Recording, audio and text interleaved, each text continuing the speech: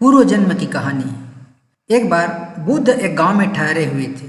उस गांव के सम्राट के बेटे ने आकर दीक्षा ली। उस सम्राट के लड़के से कभी किसी ने न सोचा था कि वह दीक्षा लेगा।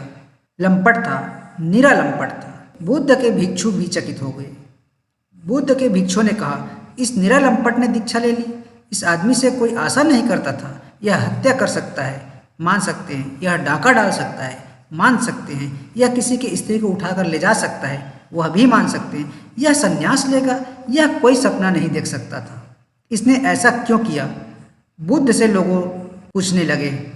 मैं तुम्हें इसके पुराने जन्म की कथा कहता हूँ। एक छोटी सी घटना ने आज के इसके संन्यास को निर्मित किया है। छोटी सी घटना ने। उन्होंने पूछा, कौन सी है वह कथा? तो बुद्ध ने कहा, और बुद्ध और महावीर ने उस साइंस का विकास किया पृथ्वी पर, जिससे लोगों के दूसरे जन्मों में झांका जा सके, किताब की तरह पढ़ा जा सकता है। तो बुद्ध ने कहा कि यह व्यक्ति पिछले जन्म में हाथी था, आदमी नहीं था। और तब पहली दफा लोगों को ख्याल आया कि इसकी चाल ढाल देखकर कई दफा हमें ऐसे लगता था कि जैसे हाथी का चाल चलता है। अभी भी इस जन्म में उसकी चाल ढाल, उसका ढंग एक शानदार हाथी का, मदमस्त हाथी का ढंग का था। बुद्ध ने कहा, यह हाथी था पिछले जन्म में।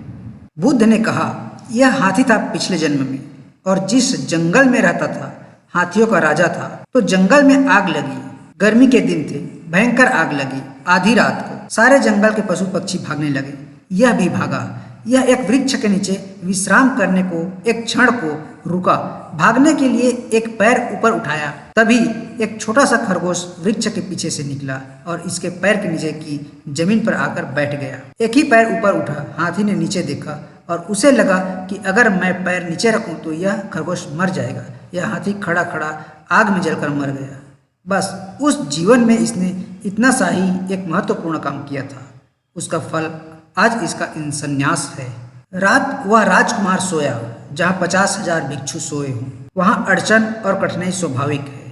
फिर वह बहुत पीछे से दीक्षा लिया था। उससे बुजुर्ग सन्यासी थे जो बहुत बुजुर्ग थे, वे भवन के भीतर सोए। जो और कम बुजुर्ग थे वे भवन के बाहर सोए। जो और कम बुजुर्ग थे वे रास्ते पर सोए। जो और कम बुजुर्ग थे वे और मैदान में सोए। उसको तो बिल्कुल आखिर में, जो गली राजपथ से जोड़ती थी बुद्ध के विहार तक, उसमें सोने को मिला। रात भर कोई भिक्षु गुजरा, उसकी नींद टूट गई। कोई कुत्ता भौंका, उसकी नींद टूट गई। उसको मच्छर काटा, उसकी नींद टूट गई। रात भर वह परेशान रहा। उसने सोचा कि सुबह मैं इस दीक्षा का त्याग करूं। यह कोई अपने काम की बात नहीं है।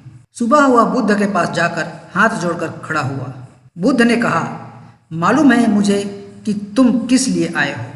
उसने कहा कि आपको नहीं मालूम होगा कि मैं किस लिए आया हूँ। मैं कोई साधना की पद्धति पूछने नहीं आया, क्योंकि कल मैंने दीक्षा ली। आज मुझे साधना की पद्धति पूछनी थी, उसके लिए मैं नहीं आया। बुद्ध ने कहा, वह मैं तुझसे कुछ नहीं पूछता। मुझे मालूम है तू किस लिए आया। सिर्फ मैं तुझे इतनी याद दिलाना चाहता हूँ कि हाथी होकर भी तूने जितना धैर्य दिखाया, क्या आदमी होकर उतना धैर्य न दिखा सकेगा? उस आदमी की आंखें बंद हो गई। उसको कुछ समझ में न आया कि हाथी होकर इतना धैर्य दिखाया, यह बुद्ध क्या कहते हैं? पागल जैसी बात। उसकी आंख बंद हो गई। लेकिन बुद्ध का यह कहना जैसे उसके भीतर स्मृति का एक द्वार खुल गया।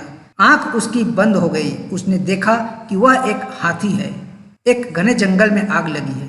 एक वृक्ष के नीचे वह खड़ा है। एक खरगोश उसके पैर के नीचे आकर बैठ गया। इस डर से वह भागा नहीं कि मेरे पैर नीचे पड़े तो खरगोश मर जाए। और जब मैं भागकर बचना चाहता हूँ तो जैसा मैं बचना चाहता हूँ वैसा ही खरगोश भी बचना चाहता है। और खरगोश यह सोचकर मेरे पैर के नीचे बैठा है कि शरण मिल गई। तो इस भोले से खरगोश को धोखा देकर भागना उचित नहीं। तो मैं जल गया। उसने आँख खोली। उसने कहा कि माफ़ कर देना, भूल हो गई। रात और भी कठिन जगह हो सोने की तो मुझे दे देना। अब मैं याद रख सकूंगा उतना छोटा सा काम। क्या मेरे जीवन में इतनी बड़ी घटना बन सकता है?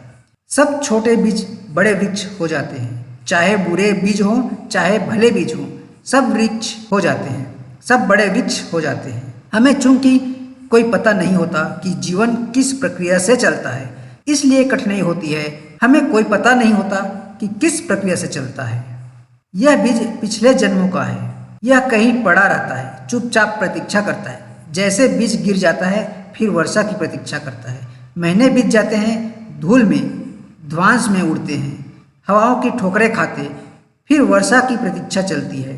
फिर कभी वर्षा आती है। शायद इन 8 महीनों में बीज भी भूल गया होगा कि मैं कौन हूँ। बीज को पता भी कैसे होगा कि मेरे भीतर क्या पैदा हो सकता है। फिर वर्षा आती है, बीज जमीन में दब जाता है और टूटकर अंकुर हो जाता है। तभी बीज को पता चलता है। बीज भी चौंकता होगा, चौंक कर कहता होगा कि मैं सूखा सा, मुझ में इतनी हरियाली छिपी थी। मैं सूखा सूखा सा कंकड़ पत्थर मालूम पड़ता था देखने पर। मुझ में ऐसे ऐसे फूल छिपे ही थे। बीज को भी भरोसा न आता होगा।